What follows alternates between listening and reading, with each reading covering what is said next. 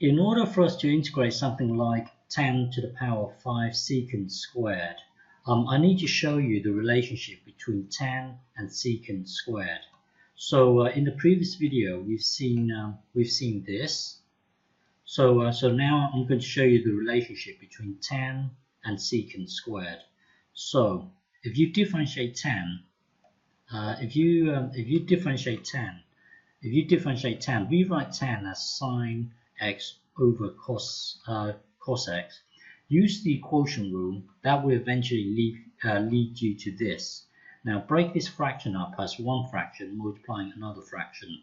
Well, this thing here is secant x, and this thing here is secant x. So really becomes secant squared. So when you differentiate tan, it becomes secant squared. So when you differentiate tan, it becomes secant squared. So that means if you integrate secant squared, if you integrate secant squared, it will give you tan. It will give you tan. So when you integrate secant squared, it will give you tan. I need you to ingrain this in your mind. Okay, so you must know this. If you integrate secant squared, it will give you tan. So by knowing this, we can now integrate something like this. We can integrate this, tan to the power of 5 secant squared. So remember, if you differentiate tan x, it gives you secant squared. That means if you integrate secant squared, it will give you tan x. So to integrate this, we should always try and thrive for this. So write something. Well, if you notice, this is a derivative of tan. So this thing here is secant squared as one block. And then if we can rewrite everything in terms of tan, then we know it's going to be easy to integrate.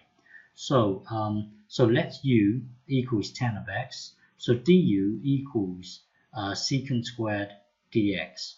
So now if you look at this this whole two blocks here, 1, 2, is exactly the same as this thing here. So we can put du into this block here, and then we said u equals tan of x. So if we put u into here, that will become u to the power of 5, and this whole thing here will become du. So now it's easy to integrate, just because secant squared is the exact derivative of tan. So this whole thing here becomes this thing here. So integrate it, it will then give you this, and then put u back into here.